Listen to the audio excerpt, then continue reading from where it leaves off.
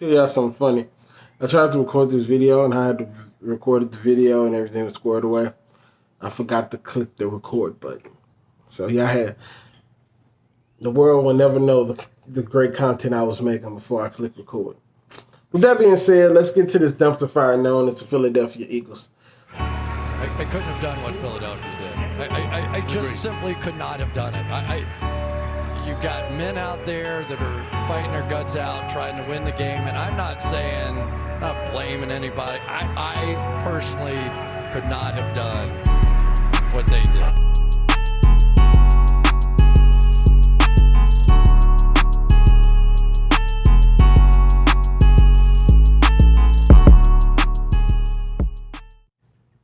Yo, my name is Keith. I do Black Quarterback series here on the Drop the Guy channel.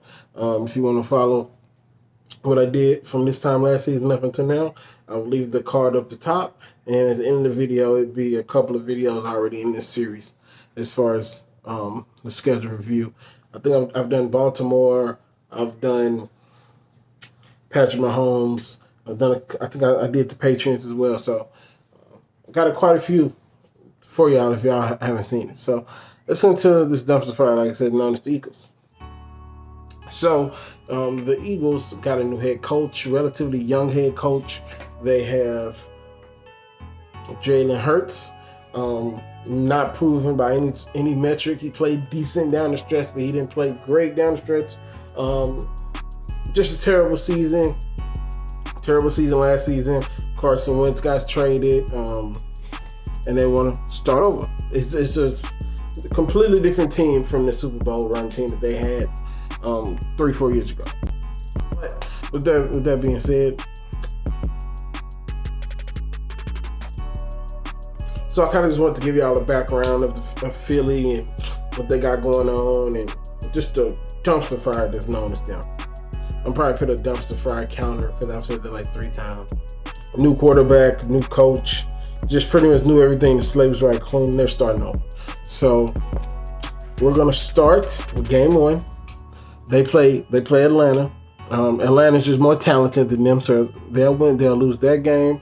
San Francisco, if healthy, is more talented than them, so I don't see them even having a chance in that game as well. But then we get to Dallas Monday, game 3 against Dallas. Now they're at home for Monday Night Football in them, so they're in Philly. The Dallas is coming into town. You know how much they hate each other. The Dallas Cowboys and Philly. You know how much they can't stand each other being in that same division. And so I think they'll pull that game out. It's on Monday night. They're home. I think they'll pull that one out. But the road after that game, I don't see very many wins in that one. So they lose to Kansas City. I think they can get a win against the Panthers because of how inconsistent they are. If last year was any indication about how the Panthers are going to be, they can for surely get that game. They lose to Brady for the Buccaneers. I think that's self-explanatory, and I think they can beat the Raiders as well. The Raiders don't scare anybody, and I think the Raiders are kind of mentally weak. They just don't scare anybody, so I think they can get their confidence up and probably beat the Raiders if the Raiders are having a bad day. So with the Lions, I also don't know, but based off how Jared Goff is and just the way that the Lions organization is set up, you just never know. So they could possibly get a win there too, but I wouldn't be surprised if it was a loss either way. So, but if you had to put a gun to my head and tell me, I think they would lose. The Chargers, they'll lose to the Chargers. The Chargers have way too much talent, and they will just out-talent the Eagles. Denver is in the same position that I think the Lions is in, where you really don't know where they're going. Also, Denver also reminds me of the Panthers of the AFC, where they're up here, they look super, super good sometimes, and down here they look super, super bad sometimes. So just depending on the day, they'll be in Colorado. So I don't know. We'll see. New Orleans. They play New Orleans. I think that speaks for itself. I think they'll lose that game. They're playing the Giants. They're playing the Giants away. I think the Giants will beat them. Daniel Jones will look like Eli Manning against them. They beat the Jets. They beat the Jets, and the Jets are new. The Jets are new. They have a new quarterback. They have a new head coach. Everything is new, so I think the Jets will still be putting the pieces together at that point, and I think they can pull off a win against the lowly Jets. And so they play Washington. I think they'll lose to Washington, and the next 3 games are against all division. Well, the last 4 games are all division opponents. Washington, Giants, Dallas, and the Giants. I think I said Giants twice. Giants, Washington, and Dallas. So I think they'll win all 3 of those games. Just based off the simple fact that it's the end of the season, they want to play spoiler. I think they could win all 3 of those games just based off the fact that they had the familiarity with each other. They do this every year. So I think they can pull off all 3 games and cost themselves the number 1 pick. And from what I'm hearing from scouts or anything, this year's not the good year, not the best year to get the number 1 pick anyway, because there's no big time names there. But you never know with the college football season.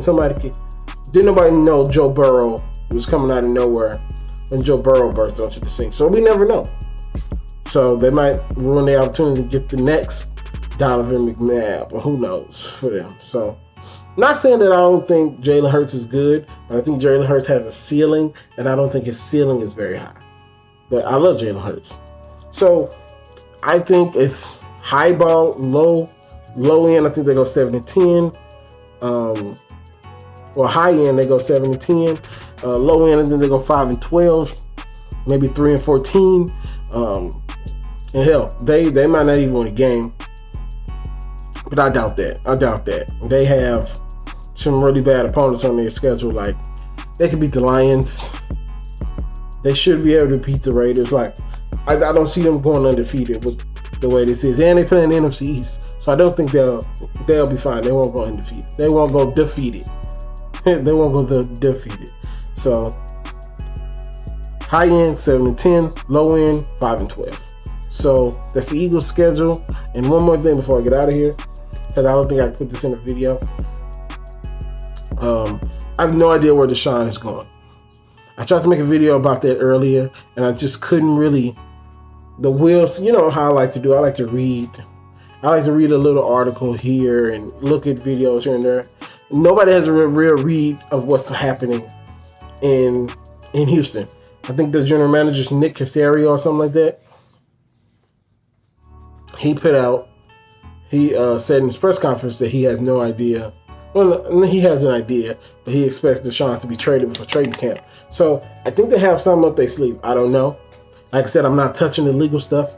We'll let the courts handle that. And I just kind of want to put that at the end because I hadn't really talked about Deshaun yet, and everybody knows he's my favorite quarterback. So that being said, that is Philly's schedule. That's what I think of their schedule. What do you think of Philly's schedule? Because I'm sure I got a lot more Philly fans than anything else, because Philly fans are crazy. So let me know in the comments. Keep it respectful, and I'll see y'all next time. I'm out.